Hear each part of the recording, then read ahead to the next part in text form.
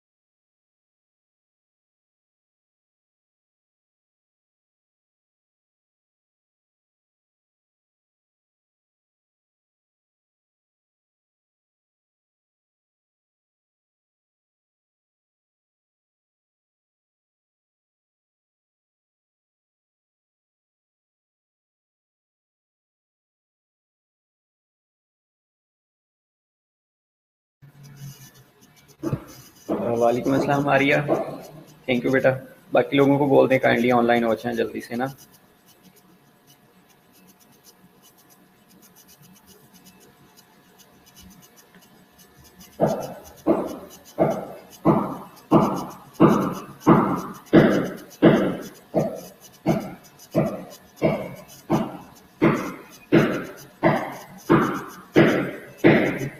वालेकुम अस्सलाम, very good afternoon. वालेकुम अस्सलाम बेटा। तो लास्ट क्लास में हम कुछ डिस्कस कर लिए थे।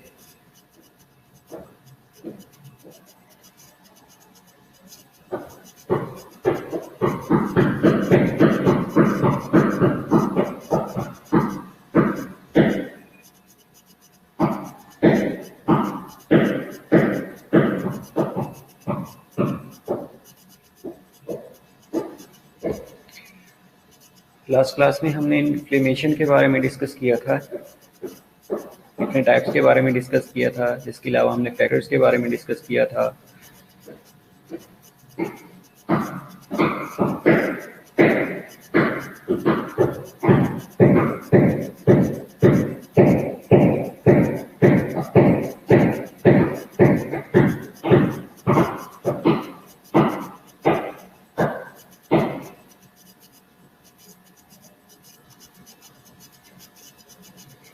वालेकुम अस्सलाम बेटा, hope so will be fine. Question is that के लास्ट हमने इन्फ्लेमेशन के बारे में कितना डिस्कस कर लिया था और कितना आप लोगों ने पढ़ा है। मैंने आप लोगों को कहा था कुछ चीज़ें पढ़ के आनी है, होप सो आप लोग पढ़ के आएंगे या नहीं पढ़ा।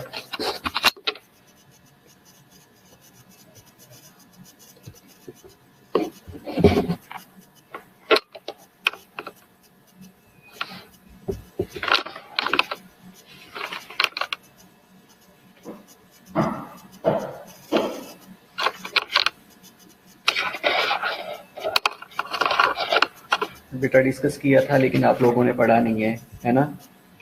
तो बुरी बात है ना, अगर नहीं पढ़ा तो अच्छा नहीं है। आप लोगों ने इन्फ्लेमेशन में हमने कोई वेस्कुलर परमिबिलिटी के बारे में पढ़ा था, वेस्कुलर प्रोबेबिलिटी बढ़ती कैसे है, ये आप लोग बताएंगे मुझे।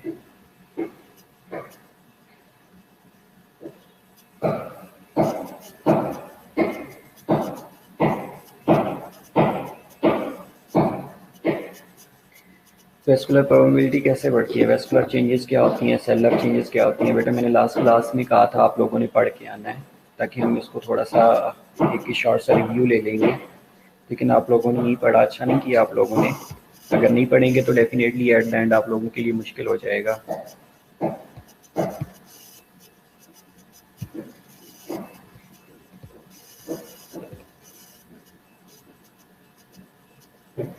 ओके, सेलुलर चेंजेस नफीसा बेटा क्या होती हैं, क्या सेल के अंदर चेंजेस आती हैं?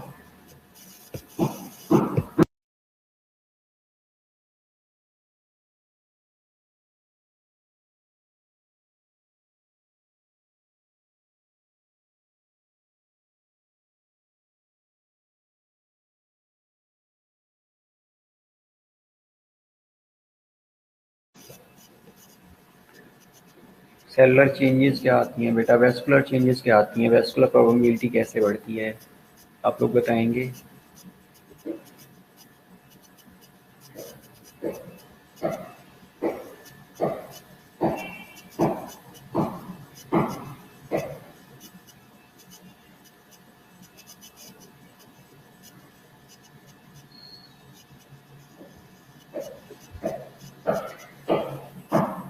इन्फ्लेमेशन क्या होती है, ये बता दें। इन्फ्लेमेशन होती कैसे है?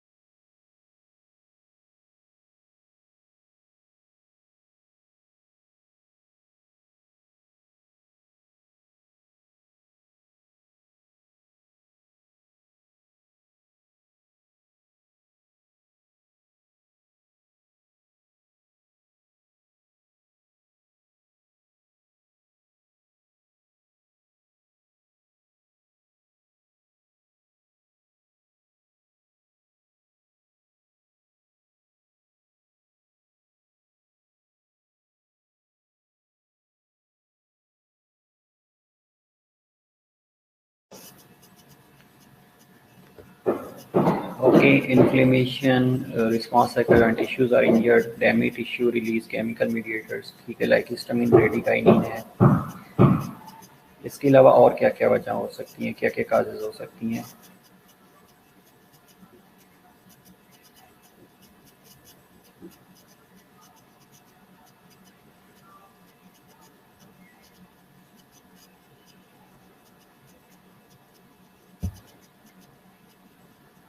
ओके,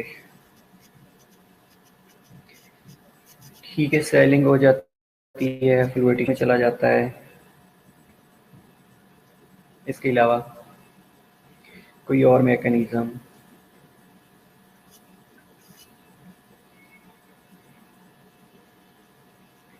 हमने एक रिस्पांस के बारे में पढ़ा था कि ट्रिपल रिस्पांस होता है।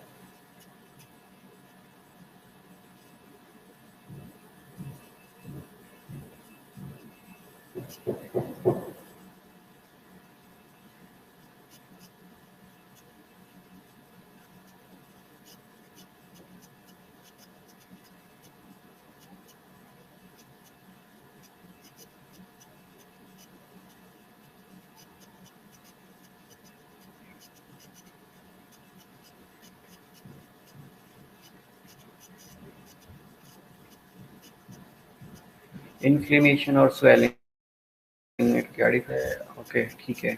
इन्फ्लेमेशन बेटा कोई भी tissue response to an injury होता है, इन्फ्लेमेशन हो जाती है। और स्वेलिंग स्वेलिंग तब होएगी जब वेस्कुलर परमेबिलिटी बढ़ेगी और वहाँ पे फ्लूइड अकमुलेट होएगा, जिसको इन्फ्लेमेटरी एक्सोडेशन भी कहते हैं। उसको कहते हैं कि स्वेलिंग हो गई है उस एरिया के अंदर। इन्फ्लेमेशन कोई भी टिश्यू रिस्पॉन्स होता है तो उसके रिजल्ट में इन्फ्लेमेशन हो जाती है।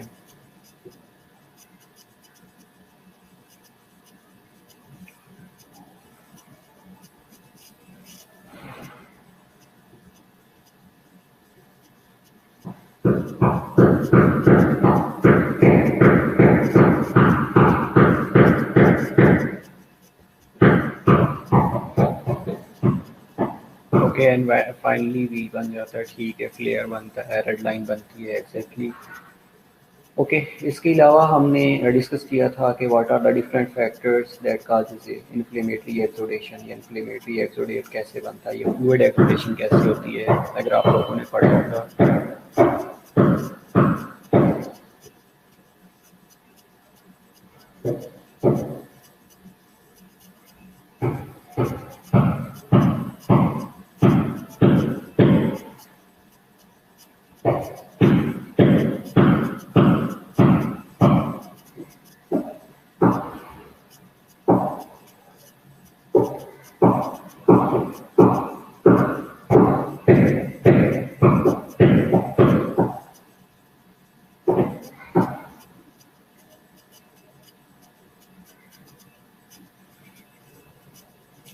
Okay, release of histamine exactly हो सकता है। इसके अलावा फ्लूइड एक्सुडेशन कैसे होती है, जिसमें हमने कहा था कि कैप्री हाइड्रोस्टैटिक प्रेशर रेज्ड होता है। ऑस्मोटिक प्रेशर के बारे में डिस्कस किया था, ऑनकोटिक प्रेशर के बारे में डिस्कस किया था। ये चीज़ें बेटा आप लोगों ने नहीं पढ़ी।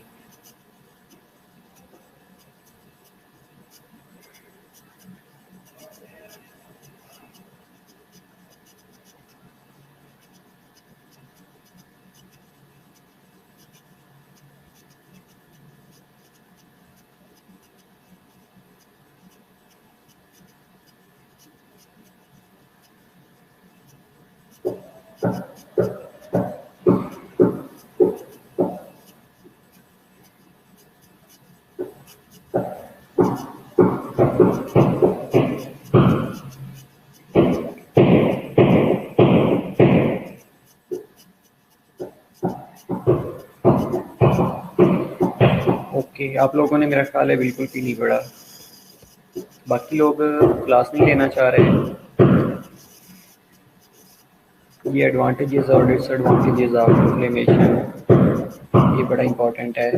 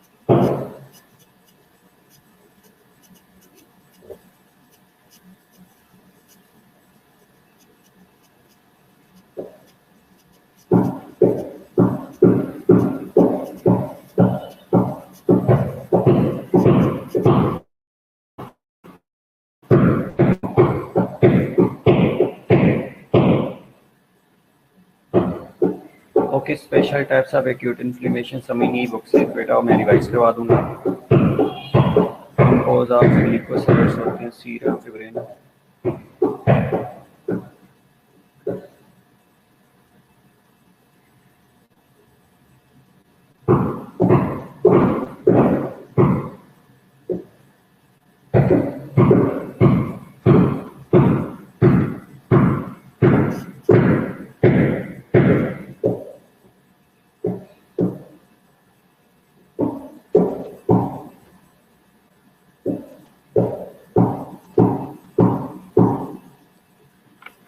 इसके अलावा बेटा आप लोगों ने होप सो नहीं पढ़ा, बाकी लोगों को बोल दें काइंडली अगर ज्वाइन करना चाहते हैं, ऑनलाइन क्लास अटेंड करना चाहते हैं तो मोस्ट वेलकम।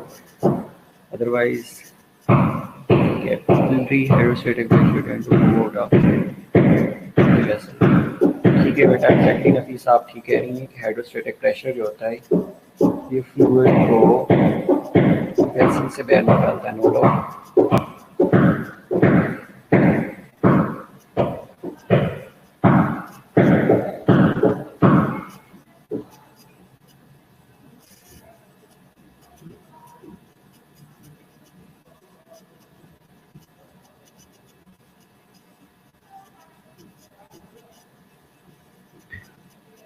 ठीक है बेटा, बाकी लोग नहीं हैं, ओनली 13 स्टूडेंट्स आर हियर। बेटा कुछ पढ़ाने का मज़ा नहीं आएगा ना, 13 लोग हैं, बाकी पूरी क्लास नहीं है, 1/3 क्लास इज प्रेजेंट। इसलिए मैं चाह रहा हूँ कि बाकी लोग ऑनलाइन काइंडली हो जाएं ताकि हम इसको कंटिन्यू करें। क्रॉनिक इन्फ्लेमेशन के बारे में डिस्कस करें कि क्रॉनिक इन्फ्लेमेशन क्या होती है। अच्छा, ये जो हमने एक्सोडेशन के बारे में डिस्कस किया था कि फ्लूइड एक्सोडेट बनता है, क्या इसके कोई एडवांटेजेस और डिसएडवांटेजेस के बारे में भी हमने डिस्कस किया था कि कुछ एडवांटेजेस होते हैं, डिसएडवांटेजेस होते हैं।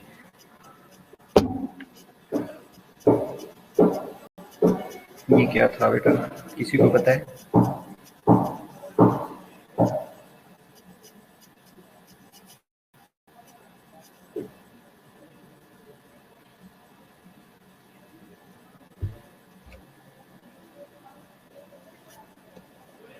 ओके चलें, क्लास में हम डिस्कस के ये चीज़ें कर लेते हैं, नेक्स्ट क्लास में हम इन्फ्लेमेशन को डिस्कस कर लेते हैं, क्रोनिक को, और साथ में ग्रेनुलोमेटस और नॉन ग्रेनुलोमेटस इन्फ्लेमेशन के बारे में भी डिस्कस करते हैं, राइट।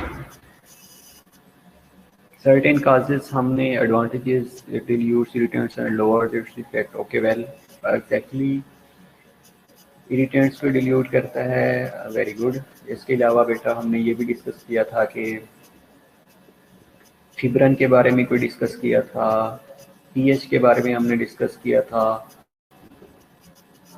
ऑप्शंस या ऑप्शनाइजेशन के बारे में हमने डिस्कस किया था कि एंटीबॉडीज़ रिलीज होती हैं, एंटीजन एंटीबॉडीज़ आके अटैच होती हैं और उनको इनकल्फ के लिए इजी बनाता है। लैक्टिक एसिड पीएच को लो करता है, एग्जैक्टली बेटा ऐसे ही है, लैक्टिक एसिड ही पीएच को लो करता है। और ये मोस्टली इसके अलावा जो बैक्टीरियल ग्रोथ होती है उसको इनहिबिशन के लिए भी लैक्टिक एसिड का कम्युलेट होना ज़रूरी होता है। इंस्टेड ऑफ दैट जो लीकोसाइट्स होते हैं तब वो ज़्यादा एक्टिवेट होना शुरू हो जाते हैं और बैक्टीरियल ग्रोथ को इनहिबिट कर देते हैं, वेरी गुड। ठीक है, fibrin act as a barrier against Indian, बेटा fibrin act as a barrier against Indian of what? एक तो फिब्रन रिपेयर करता है, ओके वेल ठीक है, रिपेयर कर रहा होता है। सेकेंडली इसके अलावा बेटा इन्फेक्शन, फिब्रन हाँ इन्फेक्शन को भी आई थिंक कंट्रोल करवा रहा होता है, क्योंकि अगर रिपेयर होती रहेगी फिब्रन की वजह से तो जो ग्रोथ ऑफ माइक्रो ऑर्गेनिज्म है उसको मिनिमाइज किया जा सकता है। इम्यून सिस्टम ठीक है, एंटीबायोटिक्स एडवांटेजेस, स्वेलिंग होती है, पेन होती है, किलाइड फॉर्मेशन होती है।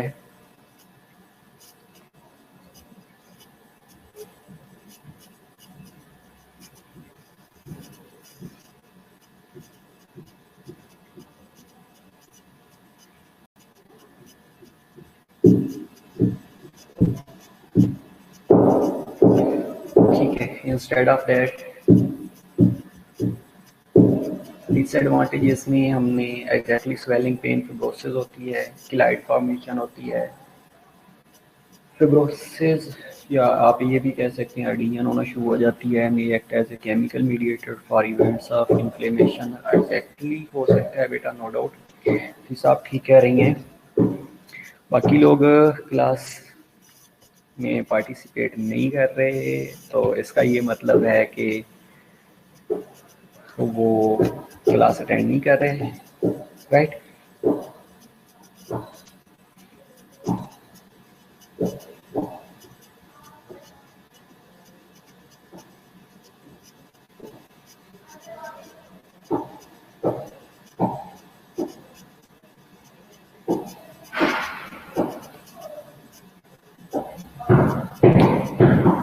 प्रेशर की वजह से पेन होता है, ठीक है।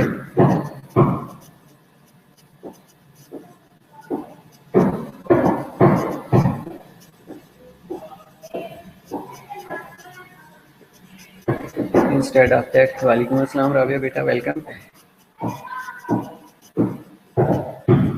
के लाइड, KELLIOD।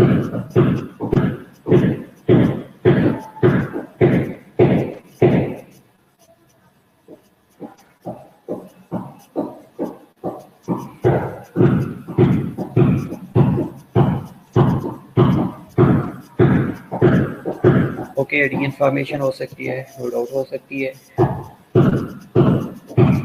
ठीक है बेटा। इसके अलावा हमने यस ऑफ कोर्स के लाइट, KELOID एग्जैक्टली। इसके अलावा हमने कोई एक्सोडेशन और ट्रांसोडेशन के अंदर डिफरेंस डिस्कस किए थे, अगर आप लोगों को पता हो तो वो थोड़ा सा रिवाइज कर लेते हैं कि एक्सोडेशन क्या होती है और ट्रांसोडेशन क्या होती है, राइट। तो उसके बाद हमने ये नेक्स्ट क्लास में ये सारी चीज़ें डिस्कस नहीं करनी, बल्कि हमने क्रोनिक इन्फ्लेमेशन की तरफ जाना है, ठीक है। और ये प्रोसेस भी आप लोगों से पूछना है अभी, तो मैंने immediate and early response to injury is called acute inflammation. Okay बेटा, इन्फ्लेमेशन ठीक है। और एक्सुडेशन और ट्रांसुडेशन में क्या डिफरेंस है, ये एक्सुडेट कैसे बनता है और ट्रांसुडेट कैसे बनता है, ठीक है।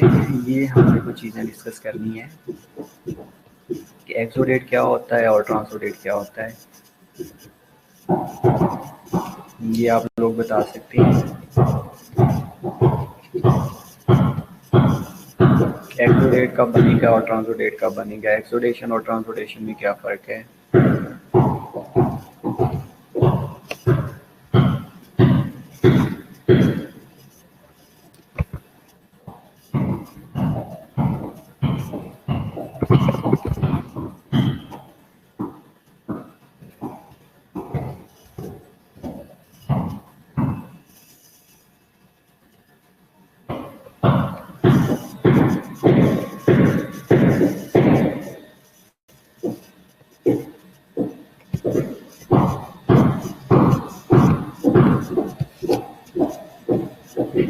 एक्सेसिव ऑक्सीडेंट डेपोजिशन में लीड टू केलाइड, नो डाउट बेटा, बिल्कुल ऐसे ही है। ये बताया था मैंने कि I think high protein content होता है, एक्सोडेट में कंटेंट होता है,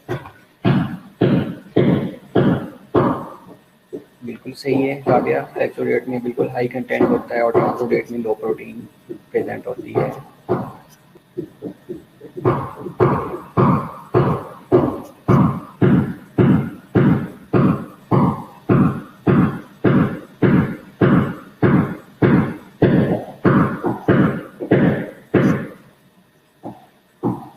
ट्रांसोडेट में लो होता है, एक्सोडेट में हाई प्रोटीन कंटेंट होता है, आरबीसी प्रेजेंट होते हैं, स्पेसिफिक ग्रेविटी मोर देन 1.016 होती है, कोएबिलिटी प्रेजेंट होती है, know very good.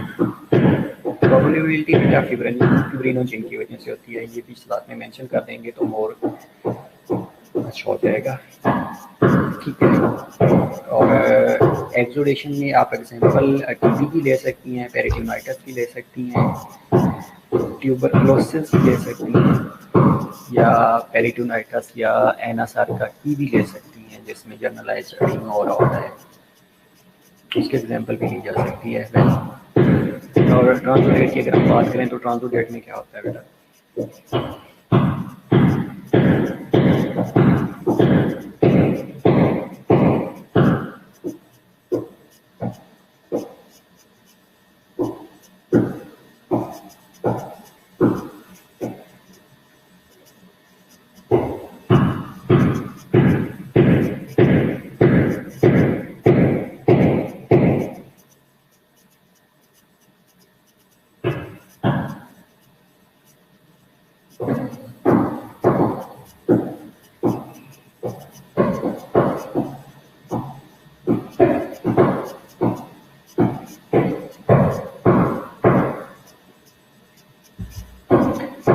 Renal failure बेटा एग्जांपल है राबिया ट्रांसोडेट की, एक्सोडेट की नहीं है। अल्ट्राफिल्ट्रेट ऑफ प्लाज्मा बिल्कुल होता है बेटा, अल्ट्राफिल्ट्रेट ऑफ प्लाज्मा होता है, performs as a result of increase है, बिल्कुल ऐसे ही है। Low protein content, hydrostatic content more होता है, RBCs प्रेजेंट होती हैं एक्सोडेट के अंदर, ठीक है ना। ओके वेल, इसके अलावा अगर हम सेलुलर इवेंट्स की बात करें, जिसमें हमने ल्यूकोसाइट्स के बारे में बात की थी। अच्छा, एक इम्पॉर्टेंट क्वेश्चन आप लोगों से ये भी पूछना था कि जो कार्डिनल साइंस होते हैं वो क्या होती हैं। Cardinal signs of acute inflammation क्या होती हैं? LDH is less than exactly बेटा। इसके अलावा एक इम्पॉर्टेंट क्वेश्चन ये था कि cardinal signs of acute inflammation, और दूसरा हमने ये जो systemic manifestations of acute inflammation के बारे में भी डिस्कस किया था। एग्जांपल सिरोसिस हो सकती है बेटा, बिल्कुल हो सकती है। रीनल फेलियर हो सकती है, नो डाउट। ठीक है, तो कार्डिनल साइंस क्या होते हैं बेटा? Cardinal signs of acute inflammation क्या क्या हो सकते हैं, लाइक। और जो systemic manifestation of acute inflammation, ये भी अगेन मोर इम्पॉर्टेंट है।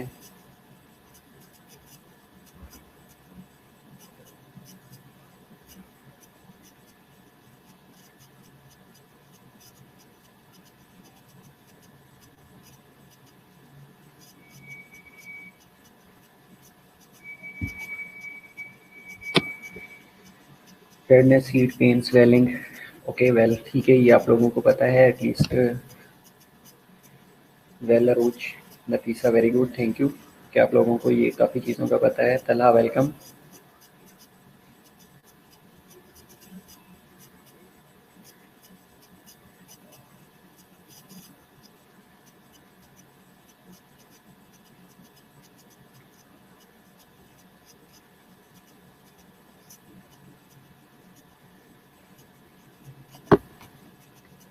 लॉस ऑफ फंक्शन, ठीक है।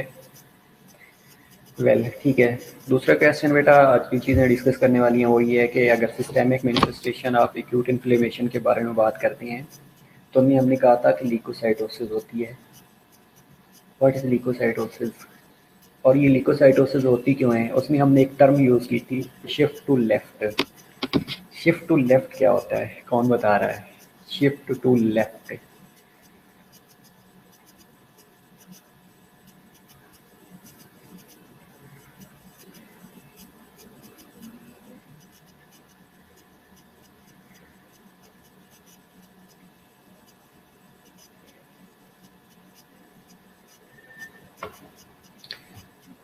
शिफ्ट टू लेफ्ट क्या होता है?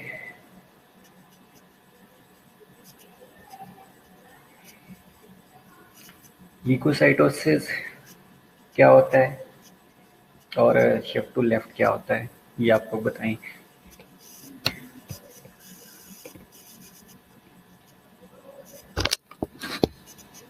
Shift to left,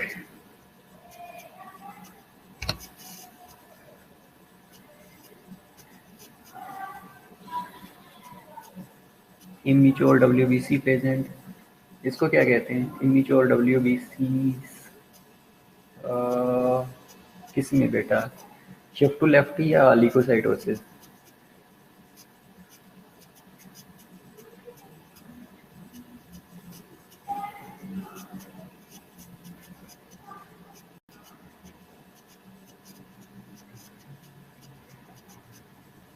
immature WBC, चलें आप कह सकती हैं कि इमेच्योर हो सकती हैं, लेकिन स्पेशली आप न्यूट्रोफिल्स की अगर बात करें आप पेरिफेरल एरिया में, ओके, न्यूट्रोफिल्स अगर पेरिफेरल ब्लड के एरिया में अगर इंक्रीज होंगे,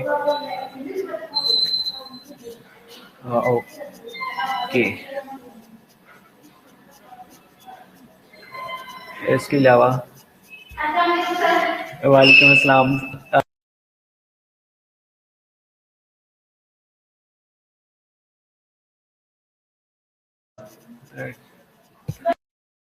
उसके बाद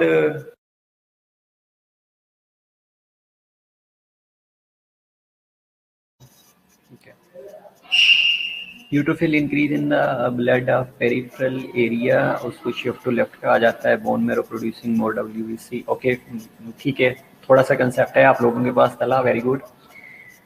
तलहा, बेसिकली जो न्यूट्रोफिल्स होते हैं ना, ये बैंड बनाते हैं, और जब ये बैंड की फॉर्म में पेरिफेरल ब्लड के अंदर अपेयर होते हैं ना, तो उसको कहा जाता है शिफ्ट टू लेफ्ट। ठीक है। और जो ल्यूकोसाइटोसिस होती है, ल्यूकोसाइटोसिस में ये होता है कि जो WBCs होती है ना, ये जो ल्यूकोसाइट्स होती हैं, जब भी कहीं पे इन्फ्लेमेटरी रिएक्शन होता है, ये इन्फ्लेमेटरी प्रोसेस स्टार्ट हो रहा होता है या कोई इन्फेक्शन होता है, तो वहाँ पे ल्यूकोसाइट्स अपनी क्वांटिटी इंक्रीज कर लेती हैं टू कम्पार्ट या to fight against a bacterial infection या बैक्टीरियल इन्वीजन। तो उसको कहा जाता है leukocytosis. Got it? Okay, like bands, exactly बेटा अनफीसा, बिल्कुल बैंड्स की तरह। ये बेसिकली जो न्यूट्रोफिल्स होते हैं ना, ये बैंड बना लेते हैं above the normal range, leukocytosis above the normal range. अच्छा चलें ठीक है, ये भी कह सकते हैं अबव द नॉर्मल रेंज, लेकिन उसके पीछे काज क्या है कि कोई बैक्टीरियल इन्फेक्शन को फाइट करने के लिए अगेंस्ट। ठीक है। इसके अलावा दूसरी एक हमने कहा था ईओसिनोफिलिया, ईओसिनोफिल्स का लेवल इंक्रीज हो जाना। कौन सी ऐसी कंडीशन होती है जिसमें ईओसिनोफिल का लेवल इंक्रीज हो जाता है?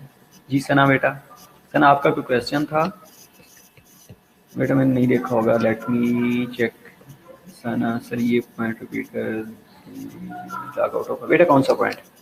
बेटा मैंने दो चीज़ें बताई, एक शिफ्ट टू लेफ्ट बताया, दूसरा लीकोसाइटोसिस का है। लीकोसाइटोसिस में बेटा मैंने ये बताया है कि जब कोई भी बैक्टीरियल इन्फेक्शन होता है या कोई इन्फ्लेमेटरी प्रोसेस स्टार्ट होता है, तो उस टाइम जो लीकोसाइट्स हैं वो अपनी क्वांटिटी इंक्रीज कर लेते हैं ताकि बैक्टीरियल इन्फेक्शन के अगेंस्ट इम्यून सिस्टम को स्ट्रेंथन किया जा सके। वेल, दूसरी कंडीशन मैंने ये बताई है कि शिफ्ट टू लेफ्ट।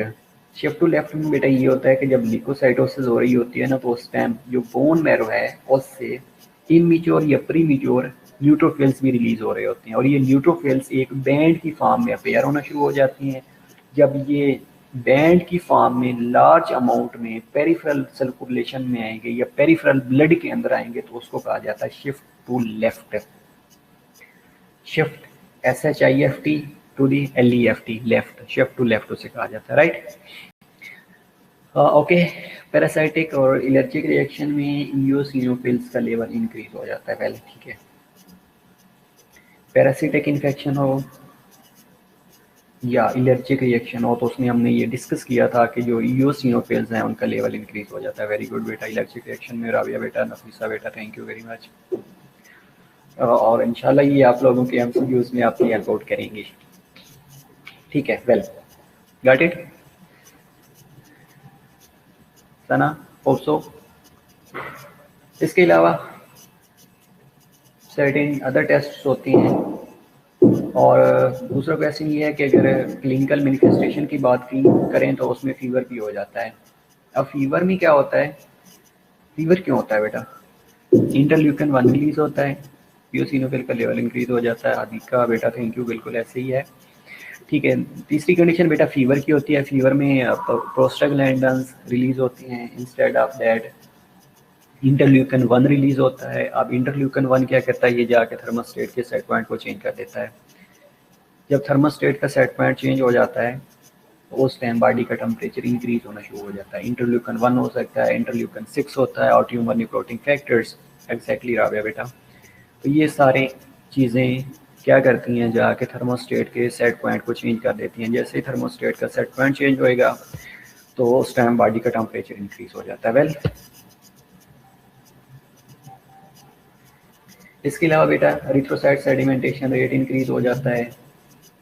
और अगर एक्यूट फेज में देखा जाए, थर्मोस्टेट को चेंज कर देता है। एग्जैक्टली राबिया बेटा। इंटरल्यूकन 1, इंटरल्यूकन 6 और ट्यूमर निक्रोटिंग फैक्टर।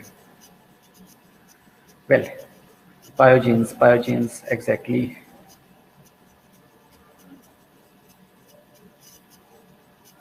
ओके। इसके अलावा बेटा ESR रेस हो जाती है, एरिथ्रोसाइट सेडिमेंटेशन का जो रेट है वो इंक्रीज हो जाता है। इंस्टेड ऑफ दैट अगर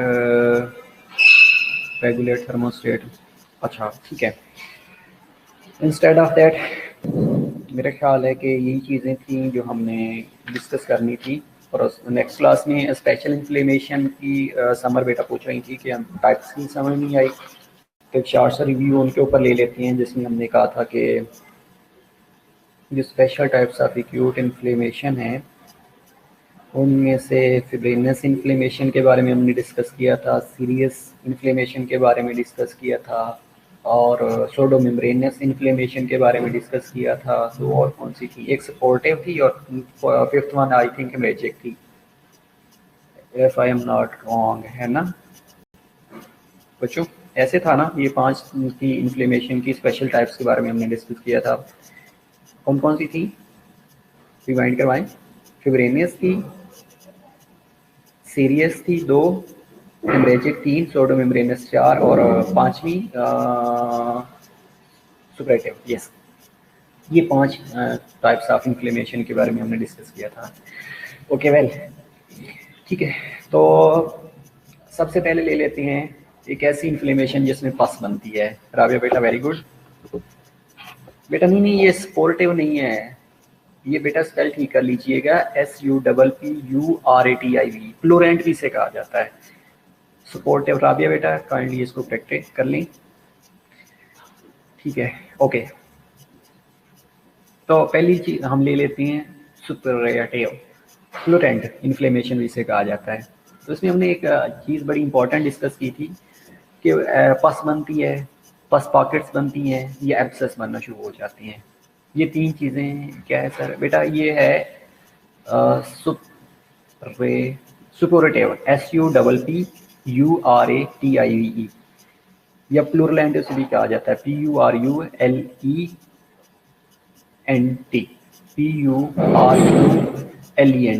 इन्फ्लेमेशन।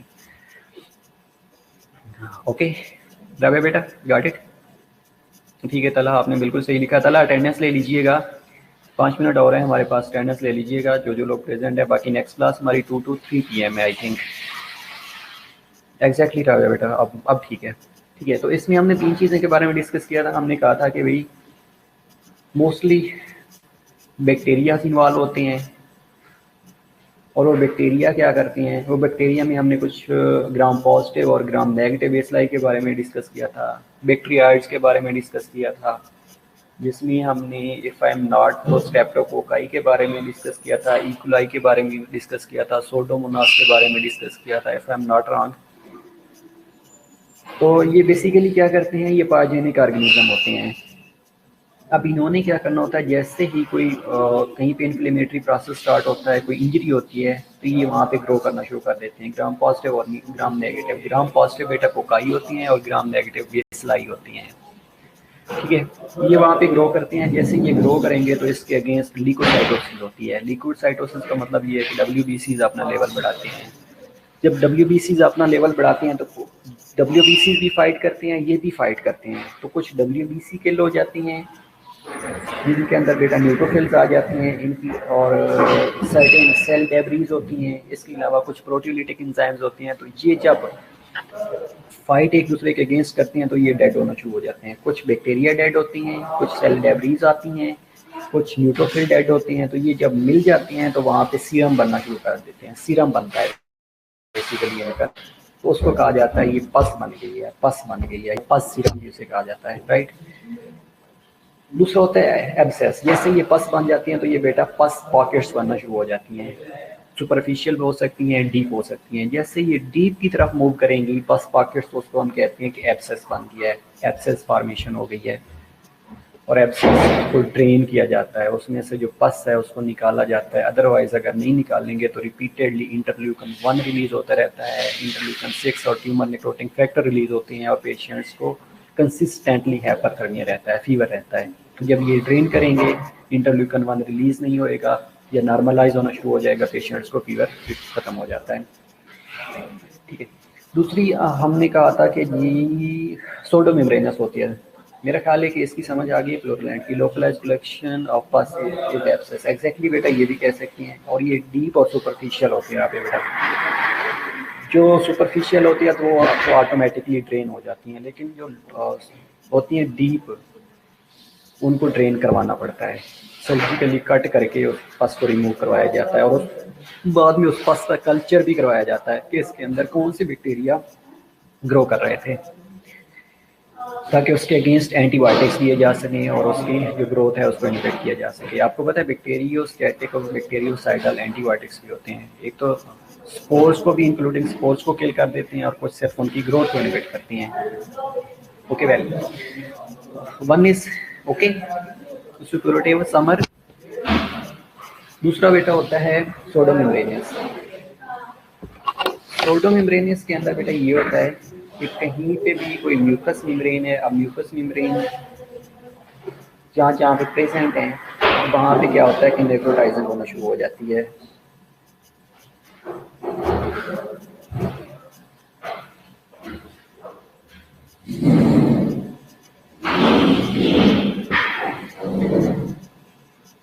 ओके जैसे ही वहाँ पे नेक्रोटाइजिंग इन्फ्लेमेशन होती है, म्यूकस मेम्ब्रेन नेक्रोज होना शुरू हो जाती है। लाइक आपकी म्यूकस मेम्ब्रेन सीआईटी के अंदर प्रेजेंट है, ओरल कैविटी के अंदर प्रेजेंट है, रेस्पिरेटरी ट्रैक के अंदर प्रेजेंट है। जैसे ही उसकी सोडो मेम्ब्रेनस मेम्ब्रेन जो है उसको नेक्रोटाइजिंग होना शुरू हो जाती है तो वहाँ पे भी इन्फ्लेमेशन होती है और उसको कहा जाता है ये सोडो मेम्ब्रेनस। या आपने मोस्टली पेप्टिक अल्सर्स का नाम सुना होगा, ये अल्सरेशन का नाम सुना होगा, ओरल मुकोजा के अंदर म्यूकोसाइटिस हो जाता है उसके बारे में सुना होगा। तो ये सारी क्या है, ये सोडो मेम्ब्रेनस के अंदर आ रही होती है तो जहाँ पे मेम्ब्रेन प्रेजेंट है और वहाँ पे इन्फ्लेमेशन होना स्टार्ट हो गई है। ठीक है, दो हो गई, तीसरी हेमरेजिक थी। हेमरेजिक में बेटा ये होता है कि जैसे ही एक्सुडेशन फॉर्मेशन हो रही होती है, कोई एक्यूट हेमरेज होता है तो वहाँ पे इन्फ्लेमेशन स्टार्ट हो जाती है बेटा। ये लंग्स के अंदर हो सकती है, नमूनिया काज करवा सकती है। इंस्टेड ऑफ दैट कहीं पे भी जीआईटी के अंदर हो सकती है, अबडोमिनल कैविटी के अंदर हो सकती है, किसी भी एरिया के अंदर अगर हेमरेजिक हो गया है, हेमरेज हो गया है तो वहाँ पे इन्फ्लेमेटरी प्रोसेस स्टार्ट हो जाता है। इसके अलावा हमने कहा था कि सीरियस इन्फ्लेमेशन होती है। सीरियस इन्फ्लेमेशन में हमने कहा था कि कहीं पे अगर कोई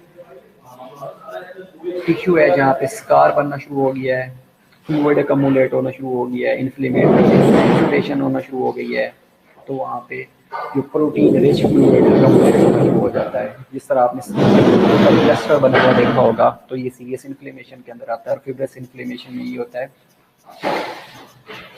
कि कहीं पे अगर कोई इंजरी हुई है, वेस्कुलर परमेबिलिटी बढ़ती है और फिब्रिनोन जो है ये पास आउट हो के एक्स्ट्रा वेस्कुलर एरिया के अंदर चला जाता है और वहाँ पे जो फिब्रिन एक्सुडेशन है उसको डिग्रेडेशन करने के लिए उसकी फिब्रिनोलाइसिस होती है और फिब्रिनोलाइसिस मोस्टली माइक्रोफेजेस कर रही होती हैं। अगर किसी वजह से वो फिब्रिन रिमूव नहीं होता या फिब्रोब्लास्ट वहाँ पे नहीं आते, उसकी वजह से वहाँ पे स्कार फॉर्मेशन होना शुरू हो जाती है और जब स्कार फॉर्मेशन होएगी तो उसको कहा जाता है फिब्रिस इन्फ्लेमेशन। ठीक है, होप सो मेरा ख्याल है आप लोगों के लिए काफ़ी है। नेक्स्ट क्लास है हमारी 2 से 3 है तो 2 से 3 वाली क्लास में इंशाल्लाह इसको देख लेते हैं। राइट, 2 से 3 वाली क्लास को हम देख लेते हैं कि क्या क्या उसके अंदर हमने डिस्कस करना है। अभी तक कोई क्वेश्चन हो बेटा तो लेट मी नो, नहीं तो इंशाल्लाह सी यू इन नेक्स्ट क्लास। कल अटेंडेंस भेज दीजिएगा मुझे काइंडली।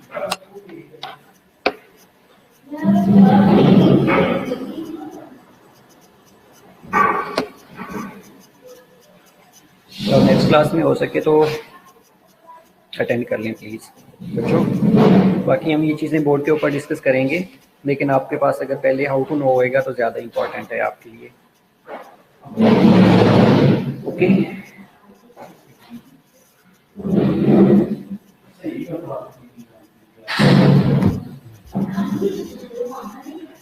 ओके, सी यू इंशाल्लाह नेक्स्ट क्लास में। फिर अटेंडेंस प्लीज़, तला अटेंडेंस लगा लीजिएगा प्लीज़।